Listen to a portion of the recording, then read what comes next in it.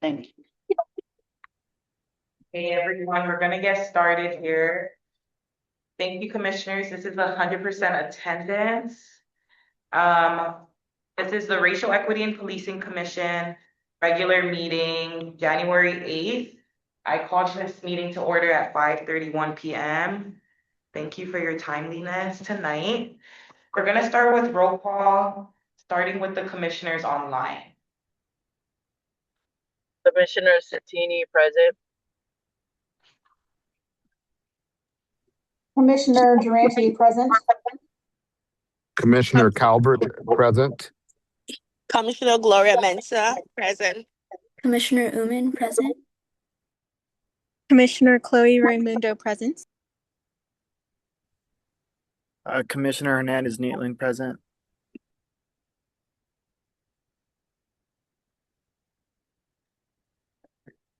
Okay, commissioners in the room. Oh, Commissioner Ganivna present. Commissioner Deetria Taylor present. I believe actually we are missing one. We're just missing Commissioner Summerfield.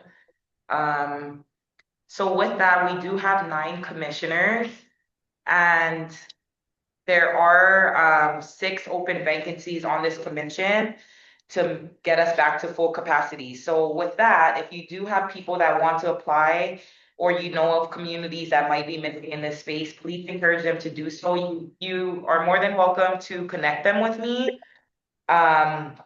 If you need more information, or I can also send that out, but I always accept these personal recommendations from you all in terms of who should come onto the commission.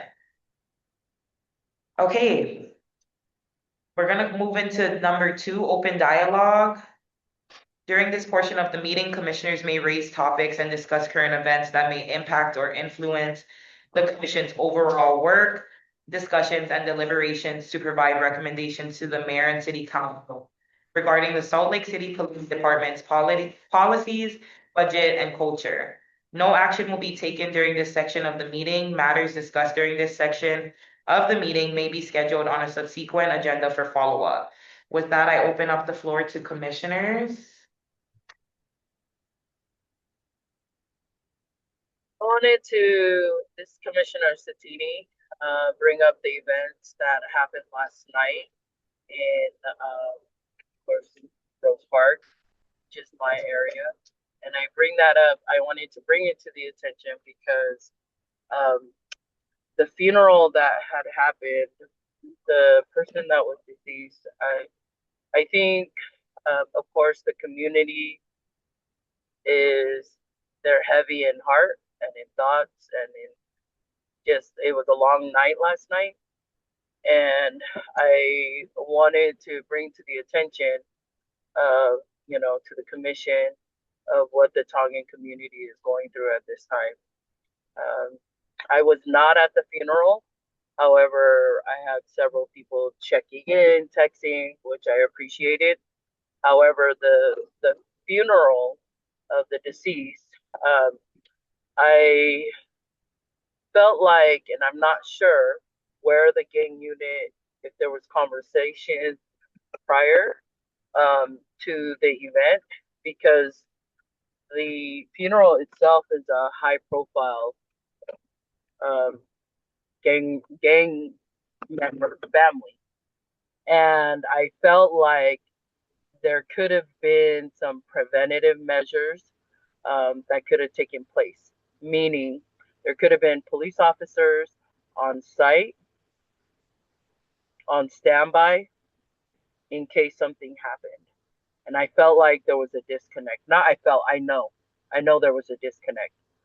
Even me as a Tongan community member and also family member of this person that, did pass away and have this funeral, a lot of us already know that this family has a lot of history when it comes to gang related activities.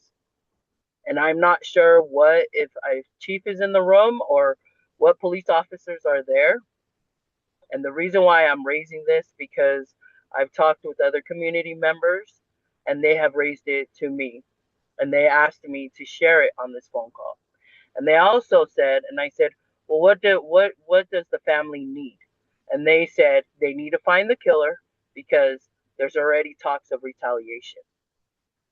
And I'm bringing that as my due diligence to my community and also as a commissioner.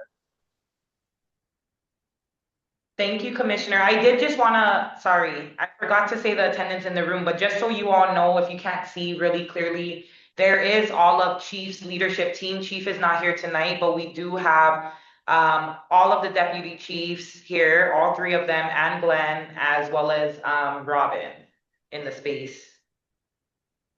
So they have. I'm not sure where the disconnect was because Respond to that, or I'm sorry, I don't know how you. Sorry, go ahead, Commissioner, finish real quickly, and then I'm assuming you want to have a dialogue about it, right?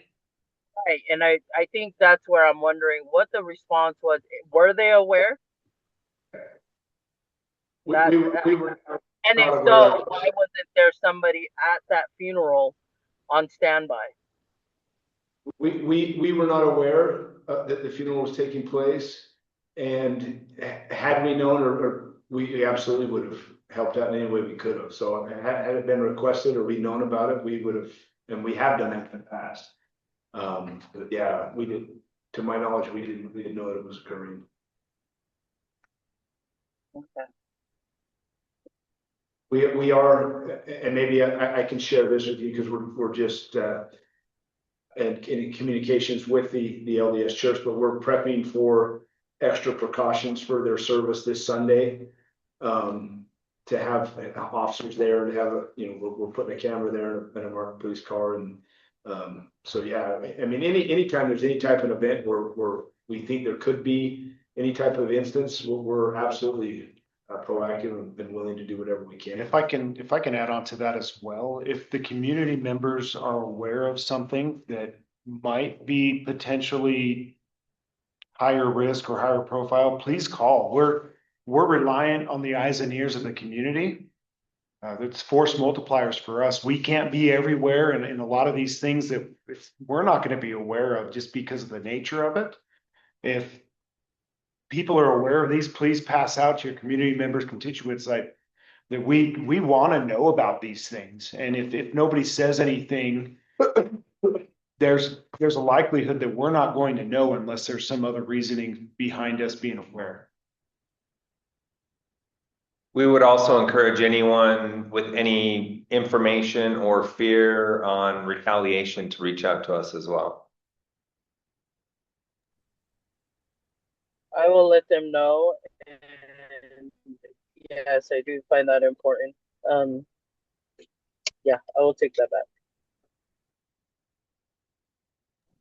I have a question regarding that. Is there something the police department can do proactively? Because you did mention if somebody is scared of retaliation, but I was curious, what if they want to retaliate, but they don't want to tell the police? Is there something the police department can do in advance, proactively, to make sure? I don't know. I'm just thinking out loud here. If so, along the same lines, like unfortunately there are going to be funeral services in the next little bit, and we are in communication looking to actually head off some of like what you're getting at, retaliation or something to that effect. But I can't stress enough that if there's information out there, or if somebody knows something, or if somebody has a feeling that they've been threatened to something to that extent, we need to know about it.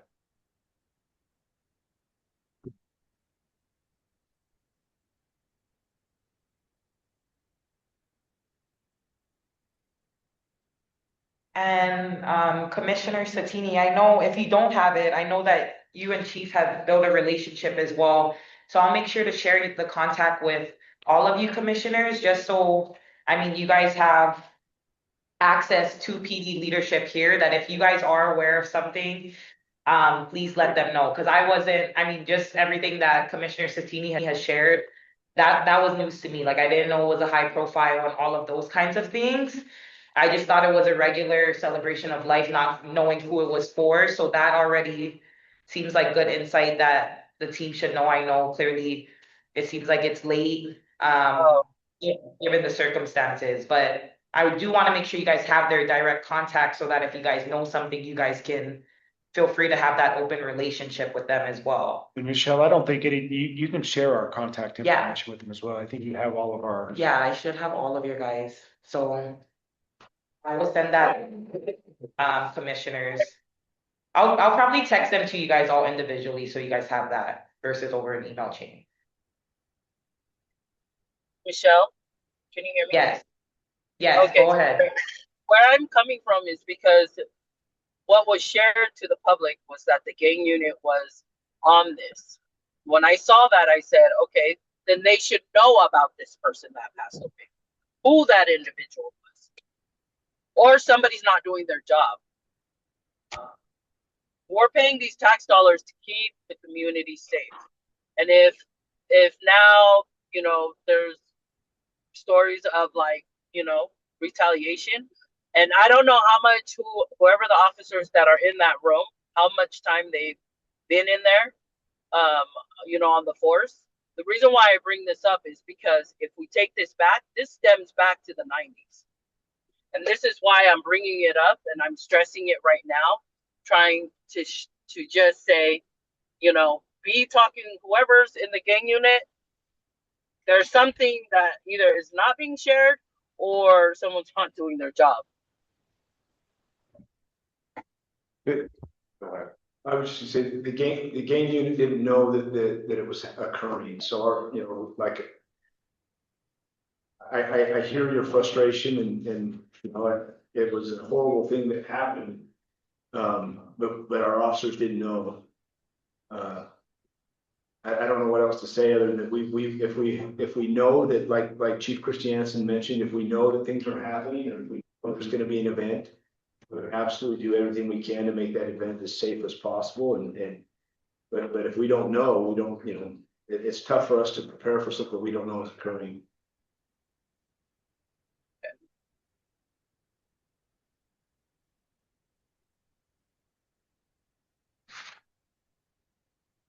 Commissioner Calvert, I see your hand is raised. Yeah, I'm kind of concerned because I know that the gang task force is usually very, very entwined into what's going on in the community and also knows when there is something of a gang killing that goes on. If this is what this was, then I'm kind of trying to understand what can we do better to make sure that we know and understand what is happening within the community, and are we not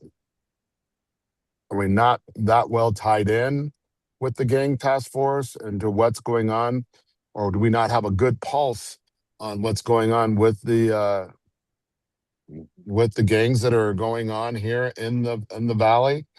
That's what that's all I'm asking, and I'm not trying to point fingers at the police department or anybody else. I'm just saying, how do we get ourselves to become more aware of what is actually happening within that community? I think it's highly important that we have our hands on the pulse, because I remember back in the 90s when she was talking about that. I mean, you know, because being here and then being down at Classic Skating Center and seeing all of the vigilante stuff that went on, you know, just down there, and then the pure attacks on other places. And it seemed like the gang task force had their hand on the pulse to know what was happening. But help me see if enlighten me a little bit, to give me a little bit more information on how we can do it better, or what we can do as a community to be more of a help to you guys in the police force. And one of the things I'm kind of concerned is if one of us, does it have to come through one of us as a commissioner to you guys in order for it to really have somebody really take it to heart, or can it be any community person that's going to really call and say, hey, this is going on and this is what's happened, and they take it and they take it pretty serious, and and want to make sure that that this information gets really communicated so that we're protecting the innocent people of the community. If I could, typically we are aware of these types of events that are taking place. Say if in this particular case, the gentleman that was being remembered and his funeral process was taking place at the church, he was not killed in a act of violence. It was I don't want to say random, but it wasn't a violent act that caused his death. I'm under the understanding that it had to do with some health issues. This gentleman just passed away. So that's where we normally would know, right? If this gentleman had been killed in some sort of violent event, yes, we would have been aware of that. But where it wasn't a violent event that precipitated this funeral service, our only way of knowing typically would be from the help of the community, right? Like members of this commission, of course, if you have information, or members from the community to reach out to the PD and say, look, this is taking place. For instance, I'm not saying this is the actual case in this matter, but for instance, that this is going to attract a gang type crowd. We 100% take that serious on every single call that we get. And I know for a fact that in these instances where we do know the information, that we do have the gang unit and gang members and police officers present at these types of events when we do know of them. So this one's a little bit different, where the individual, like I said, was not the individual whose life was being celebrated at the church last night. He was not killed in any sort of violent encounter or at the hands of somebody else. And so that could be where that lack of information coming to the police department was. Well, that gives me a lot more information and more understanding. Thank you for that information. I appreciate it.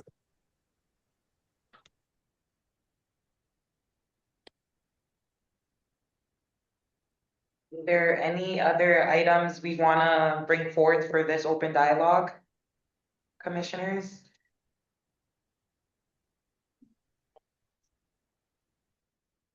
Okay, so this past week, I think around it was Tuesday or Thursday, I had some community health workers that are part of OD2A. I forgot what it means. It's like they're working to provide naloxone training to a variety of different communities here in Utah. And so I had them meet with one of the licensed therapists that's part of the police forces, I think like mental health team. I'm not sure what the team is called. Officer Andrew Clough is supposed to join, but he couldn't make it, which is totally fine.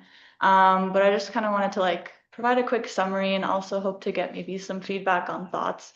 My main goal really, I think we've all noticed that there has been an increase when it comes to our unhoused or homeless population, unfortunately. Signs of the times, and also unfortunately some people do get addicted to drugs and end up on the streets. So I was hoping to find a way to have community health workers kind of what I think is like a gap in terms of like cultural understandings, kind of bringing an empathetic approach, but also kind of providing different types of trainings or strategies or techniques to the police officers who are on like the bike task forces or like the licensed therapists. So there is more open dialogue and moments of vulnerability, hopefully, with those who are unhoused or homeless. So it looks like, I forgot her name, but the licensed therapist, she's going to get the CHW team connected with your fire EMS, your fire chat team.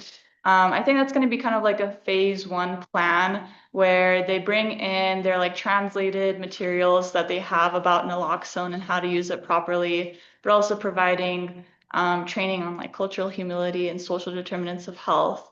And I'm hoping that once that kind of initial phase has happened, that there are there could be the possibility of like police officers themselves being trained, especially like the bike force that I know is specifically looking into like finding individuals who are selling and trying to kind of showcase themselves as being unhoused. But I know the CHW team is trying to focus also on finding ways so that people who are using drugs can go to safe areas to dispose of their syringes and get clean syringes instead of just like leaving them in the parks. Because I think we can all agree no one wants to have like their child or their dog step on a dirty syringe. I'd rather it be safely disposed, even if it means someone is continuing to use, so we have a more healthy and safe environment for everyone.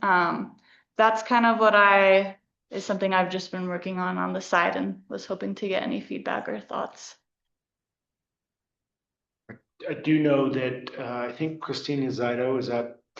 Yes, it is. She is working on that, and we are closely in communication as a police department. Okay. With her, and so that, in fact, I think she did send a draft up to us today, possibly on solid, so it's all. Okay. It's in the works, so. Okay, sounds good. We're pushing forward. All right, thank you. Commissioner Nietling? I see your hand is raised. Yeah, I just wanted to touch on the last part about like naloxone education and training. I run the syringe exchange at Utah Naloxone, and I do believe that we are in contracts with the chat team for education and a little bit of distribution. And I believe Salt Lake City PD, I'm not sure, I can find out. But I did want to add that part in to addition to what you were saying, Commissioner. I think Christina mentioned that for sure. So I'm hoping that what I'd hope in the future is that all stakeholders kind of come together sometime for like a large meeting, because I think the reality is that everyone kind of has their space and their resources, even if there is an overlap with whatever the topic or issue is at hand. But by like bringing everyone together, we can like widen our outreach. And I think especially like my point, and I am biased, I am a community health worker on the side, so I definitely want to like push our agenda of bringing more like culturally sensitive practices and trauma-informed care.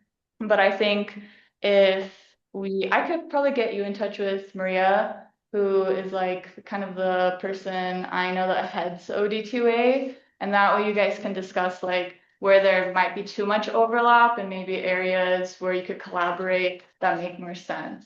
Does that sound? Yeah, absolutely. Okay. Hey, thank you, commissioners. Okay, we won't have item number 3. There's no guests from the public here. We'll move into item number 4 with the approval and adoption of the November 2025 minutes. Is there a motion? I make a motion to approve the November 2025 minutes. Thank you, Commissioner Taylor. Is there a second? I can second that. Thank you, Commissioner Summerfield. And we're gonna be talking about this at the later part of our meeting, but for when you're off camera and we have to conduct the vote, just make sure that you raise your virtual hand, or if you are on camera, just make sure that I see your hand in terms of hybrid protocol. So I'm gonna call for the vote. All in favor? Raise your hand, say aye, or virtual hand.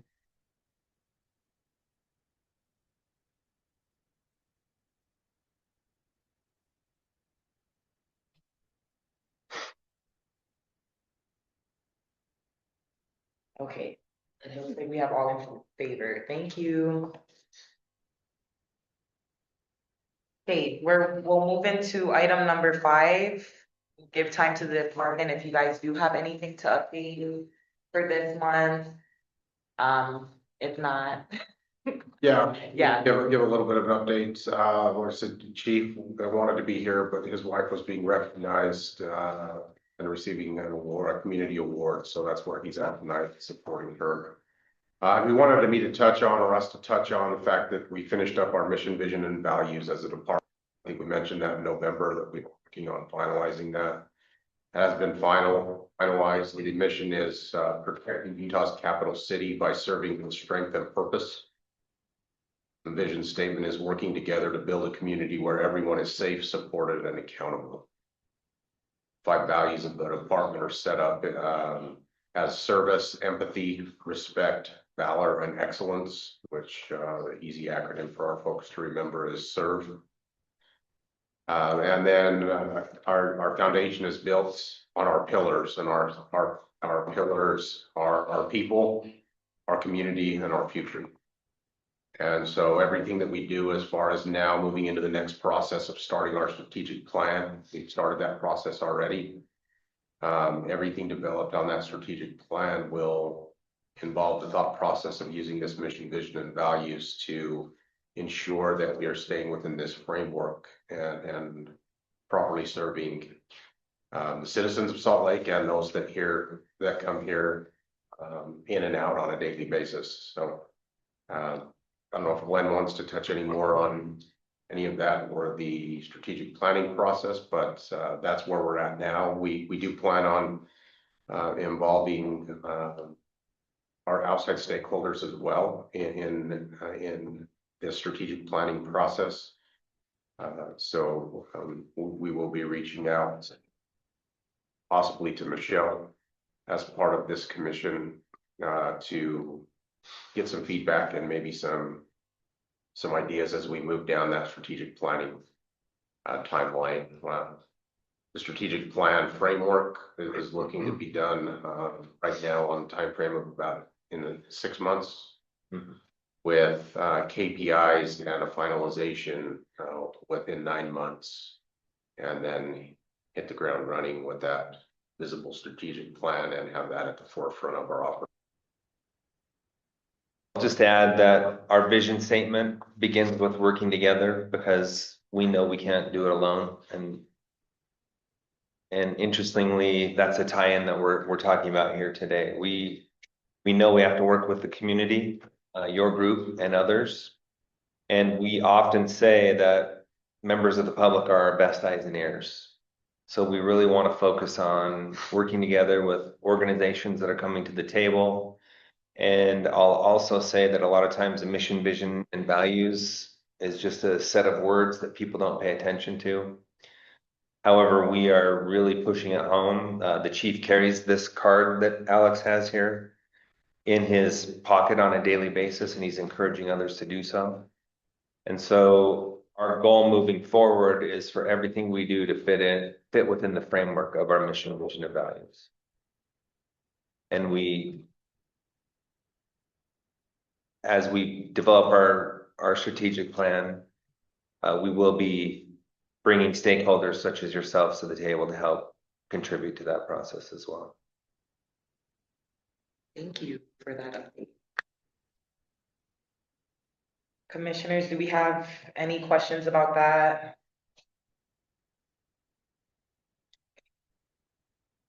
Okay, it's exciting that you guys get to be a part of it too.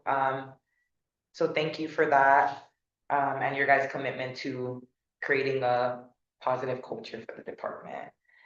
Okay, the last few things should go by pretty quickly, commissioners, but we're gonna just do a recap really quickly of let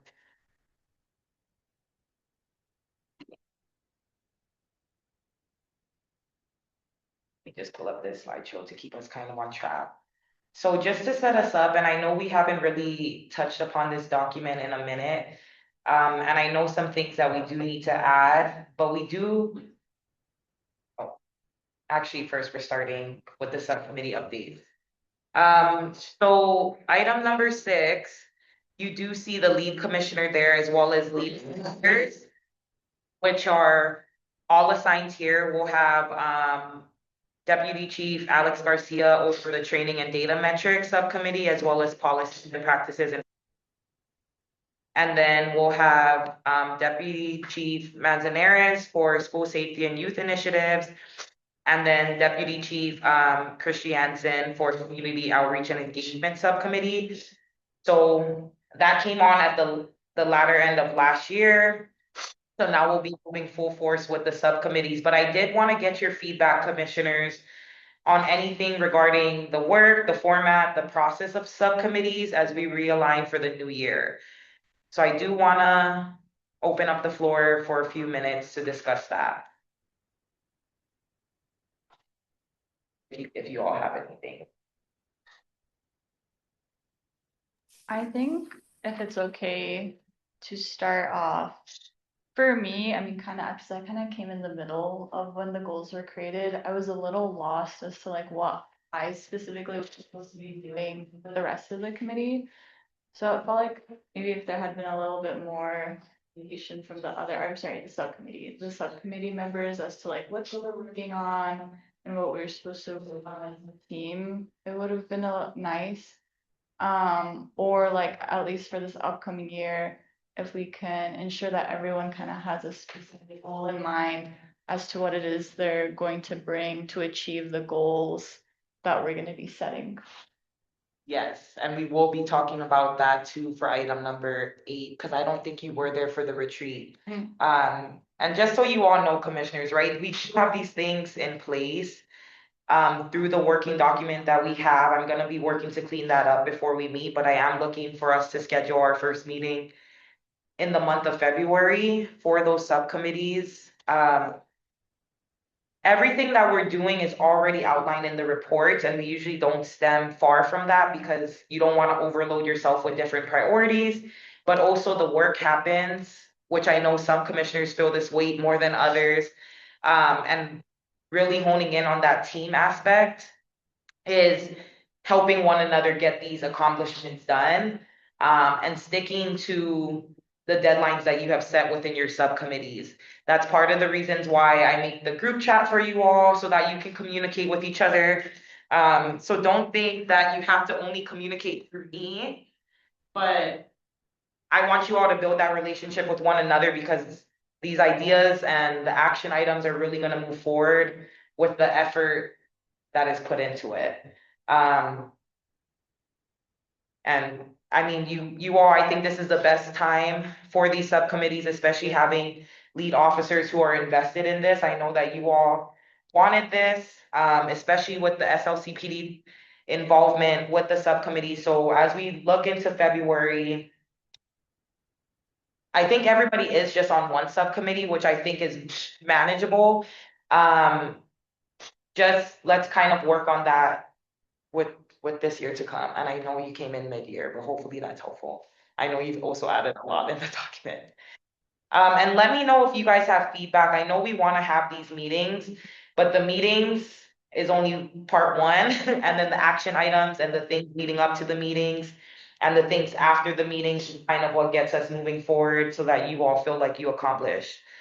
In terms of subcommittees this year, of course, I know training, we just have some outstanding stuff for that you all want to push over the finish line, especially the ones that are going to be outgoing this year and you want to see this project.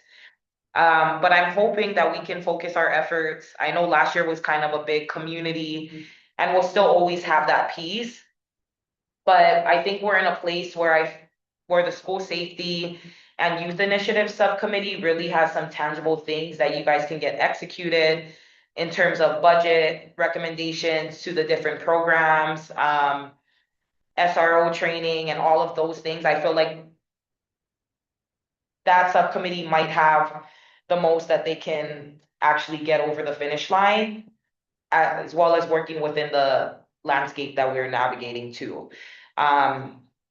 So we are hoping, again, to just start these in February. Let me know if you guys have any other feedback with subcommittees. And I will work with you all to get schedules back on the calendars. And commissioners, do we have anything else in terms of subcommittees?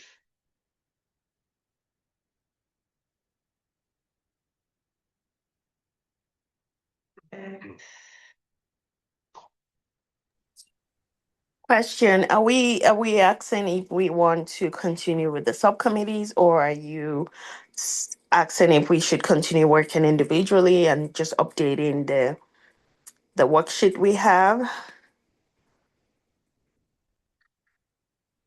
I mean, do you have an opinion on it? I do. I feel we should work as a subcommittee. Strongly do that. And I feel like if it means meeting once, outside the regular meeting of the entire commissioners, I feel that would be great. I know in the past we've had a hard time scheduling time and meeting, but if we make it as a goal, I know we can do it. And this could be virtual. I know we've struggled meeting in person, but even if we do like a virtual meeting, and I'm committed, I'm one of the chair of the committees, subcommittees, and I'm committed to at least scheduling that meeting and running the meeting. I just hope all other commissioners are on the same page. But if they're not, I'm okay working individually as well.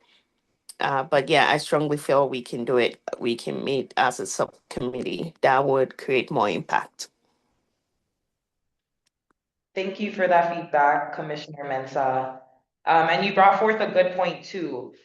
So one of the reasons why I feel like school safety subcommittee is working pretty well is because they do meet in person, with exception to Dia when she's in school. But when Dia is here, they're all in person. From Sia to Cindy to Dia, they all come together in person, and you can see the groundwork kind of hitting a little different versus virtual, right? Where it's kind of like pulling teeth to get responses and to move things forward. So in terms of in-person meetings, especially having officers here in the space as well, I think it is really more productive. But you all know that there'll always be a hybrid option. But in terms of the regular meetings and subcommittee meetings, if we can work around the time, because I also know that some of you guys have different work schedules. If we can work around a time to be in person, I think that would be the best bet in terms of seeing more of that outcome. So I do want to get your guys' feedback on that if you have any, or you can talk to me afterwards on how you feel about that. But if you can even make that commitment, right? We have these meetings every other month, 5:30 to 7. If you can come in person, really appreciate it. I know you guys all live throughout the county, but also with the subcommittees, we can also make that a once a month meeting. And if you guys can just commit to that one day a month, that is like all I'm asking, just to see some movement forward. Yeah, okay. And then with that, we do have an open vacancy for a lead commissioner for policies, practices, and procedures. So with Commissioner Hinojosa having to resign early from his term, that is open. So if you're interested, please let me know. And we're gonna move on to item number 7 if no one has anything else. So we're gonna look into the policies and procedures. That's the document I attached to the email. Some of the things we're gonna look at, and I know our last chair and vice chair, since we're doing an election tonight, is supportive of this as well. And we won't vote on any of this today, but if you do have any changes that you recommend, go in here. In this document, this is how our this is the document that basically displays and demonstrates how this commission is run. So as you all, as we bring in new commissioners, everyone should be able to access this document and be ready to go in terms of how to be an active member of this commission. So some of the things that I want to hear your comments on, or if you're in support of, is the election of a chair and vice chair. If we should move it from a 1-year term to 2 years, because that gives them, usually the first year you're just getting used to the position and then you're kind of done. So we're going to look into things like that. So I guess I'll stop there. So what do you guys think about that with the 1 versus 2 year for the chair and vice chair? Commissioner Summerfield?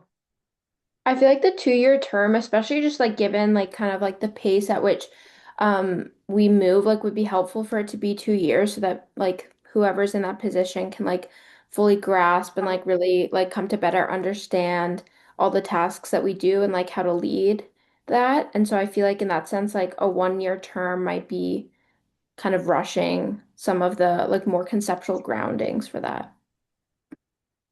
I'll make a Thank you motion for that we, oops, Go ahead.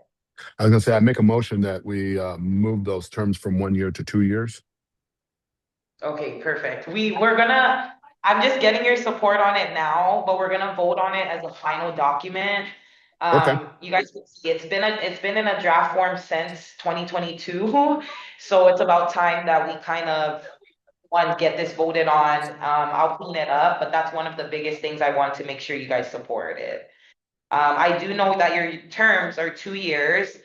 But just to keep you guys in the loop, we are looking to standardize boards and commissions across all 29 boards and commissions across the city.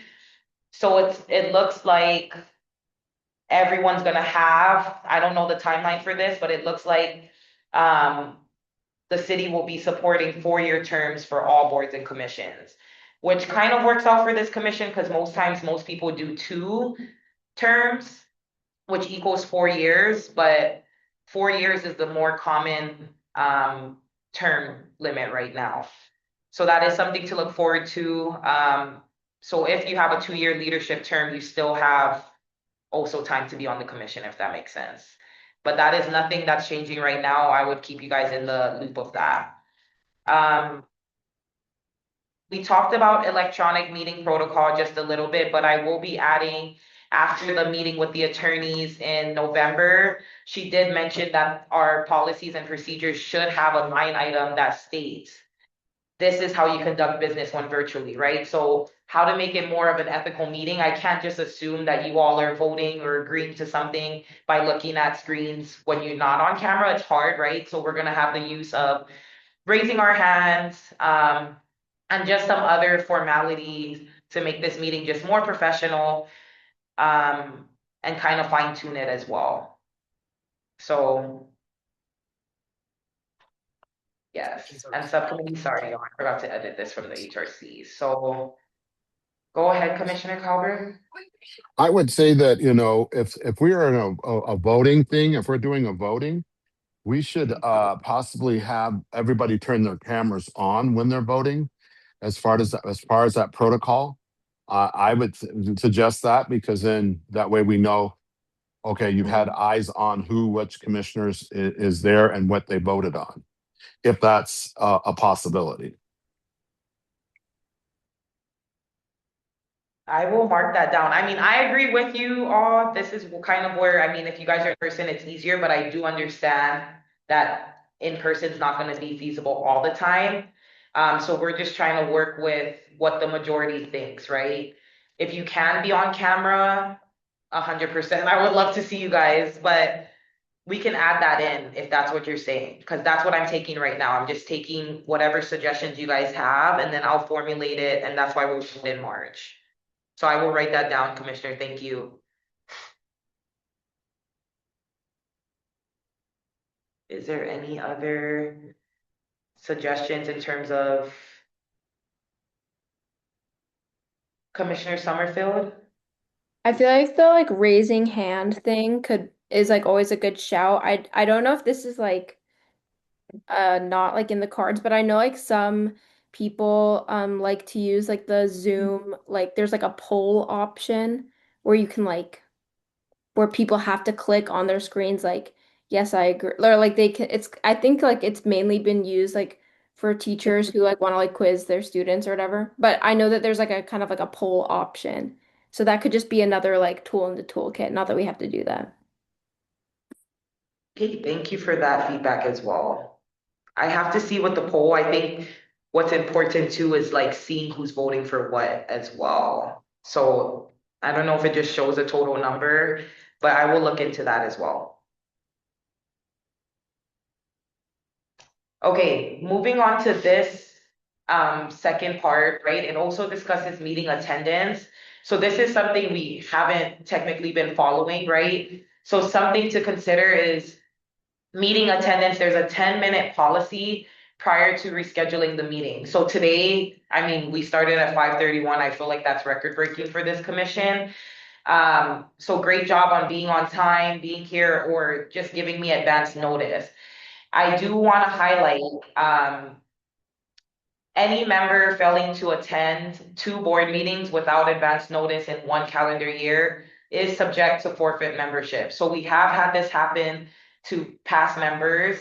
This is an ordinance and I wrote that down here. So the key thing is if you know you're not gonna be at a meeting, to just let me know, but also we only have, 6 meetings? 5 meetings and a retreat. So the commitment, again, once again, I'm just gonna stress that for this year. Especially now that we have new leadership in PD, we just have a lot of momentum going that I need that momentum from some of the new commissioners as well, and I'm gonna be stressing that. So I just wanna remind you all, this is something already in ordinance, so I want you to be aware of that.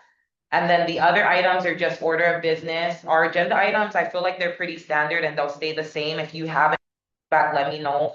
And then our reporting measures. Our activities, our recommendations, and any findings. The findings come through the research that is done within the subcommittees. That's something we haven't really been touching on in our report, so I just want to make sure that we do have those types of things listed as well. So is there any questions or concerns about the policies and procedures? And if you do have additional feedback, feel free to email me, but I am gonna clean this up so that we can formally vote in March. And I think the only thing missing from it is the duties of membership, because there's duties of the chair and vice chair, but not the membership, so I will be sure to add some things for that as well.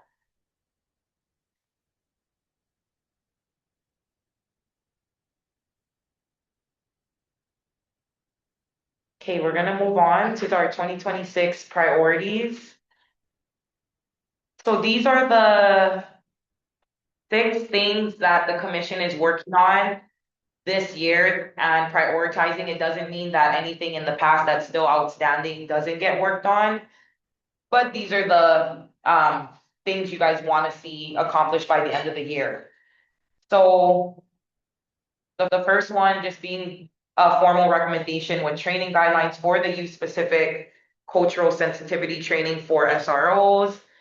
Working with SLCPD to provide a strategic plan outline, so we did discuss that, but this will probably be opened broader to the department strategic plan as well.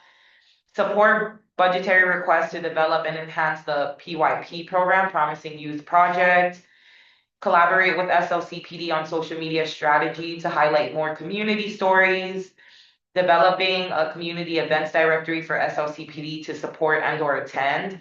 And this includes the list of community partners. If you have that as well, we can formulate that for Chief and his leadership to meet with. And then the recommendation for the department to publish a current use of force report for public viewing. Since the last one was a recommendation from both commissions in support of, but that was last done in 2021. So I know you guys were in favor of seeing another report be published. Out of these priorities, we kind of want to work through a plan of action on how we're going to accomplish these. Clearly, the formal recommendation, that just takes a draft. And it's heavily, you can see most of these things are under the school safety subcommittee, but for any recommendations, anywhere that it says to recommend something, I know I shared this with some commissioners, but I just want to make sure we all have the basis of how a recommendation works. So the commissioners would go ahead and draft, just draft the language that you want in the recommendation, and I'll go ahead and make it nice on the letterhead and have the chair and vice chair sign off on it. But that does come from the commission. So when you think about things that you can do tangible, the recommendations would probably be the easiest things. But when you write a formal recommendation, I know that the administration and the council will be more supportive when it has like research as part of it, data, best practices, like it's a full thought out recommendation of why this matters, why this would be beneficial for the department to accept and move forward on. And yeah, so when we think about recommendations, that is what I'm asking for. And these are things you can work on right now, once we meet with the subcommittee, or if you guys want to assign it to someone in the subcommittee to do, and then the rest of the subcommittee can review it. Some of these other things I feel like are very easy as well. The events director just coming up with one. I think that takes a team effort of all of you guys putting together what events from your different communities are out there, so that we can get it to PD ahead of time, especially if you want them to support and attend. So that running list, I think, would be more useful, because right now I think you email individually or invite chief as things come up, but if we can get them a list ahead of time, I think they can plan better for the year to be at more things. Is there any questions or any comments about the 2026 priorities, or how we can work together to accomplish anything on them?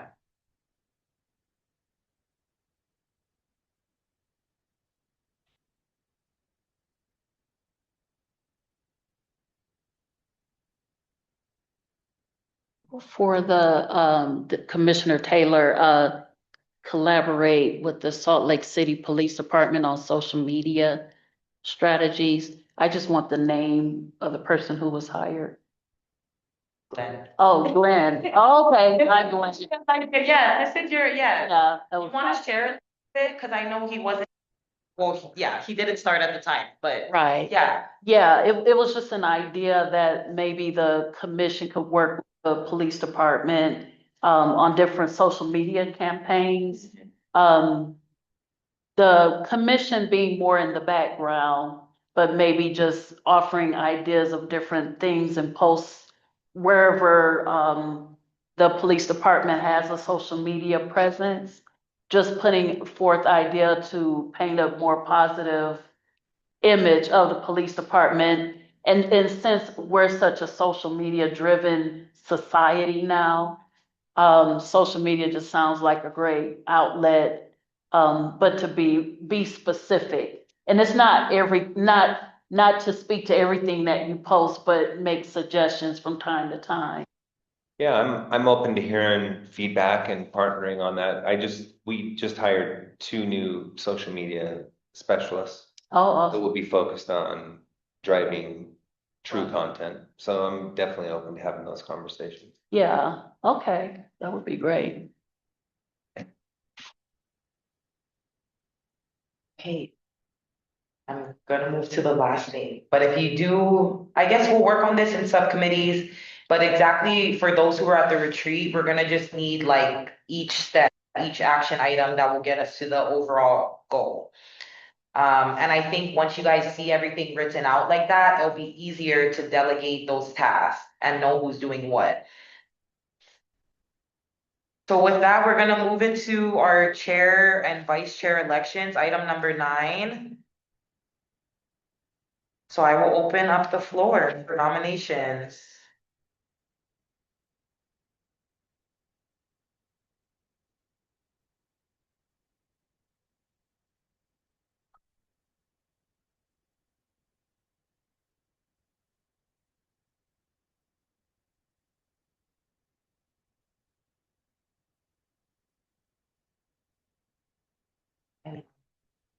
I was like, Who is in the room? last.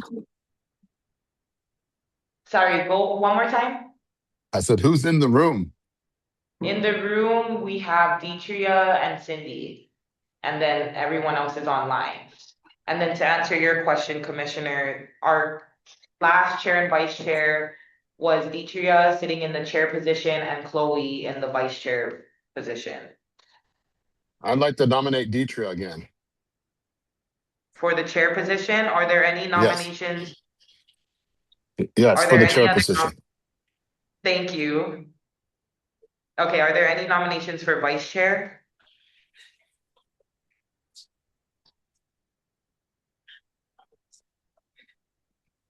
Who's the person in the vice chair? I'd like to nominate Katie. You'd like to nominate Katie?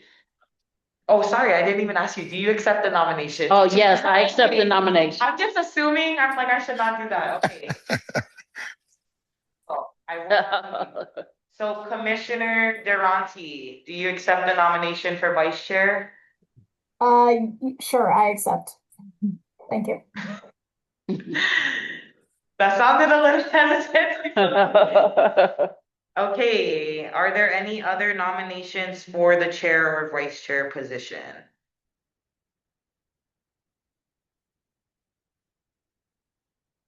Okay, going once, going twice.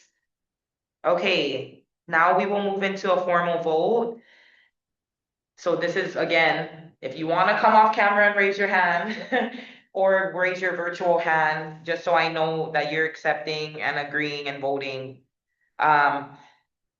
So the vote is to vote in Chair Deidre Taylor and Vice Chair Katie Durante. All in favor?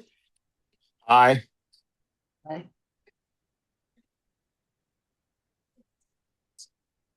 Okay, perfect. I think that's all in favor, commissioners.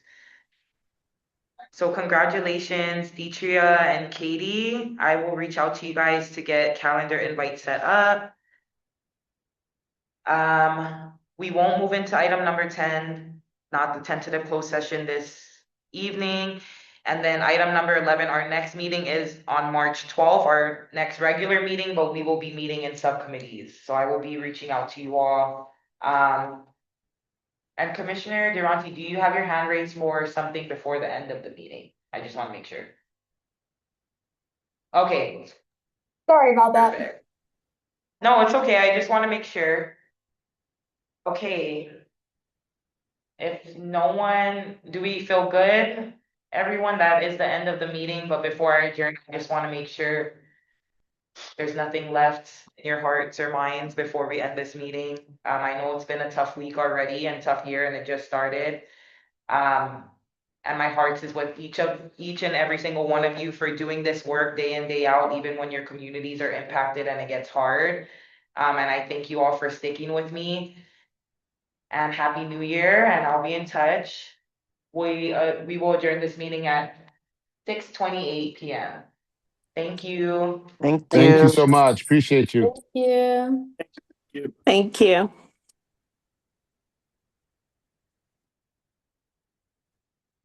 That's where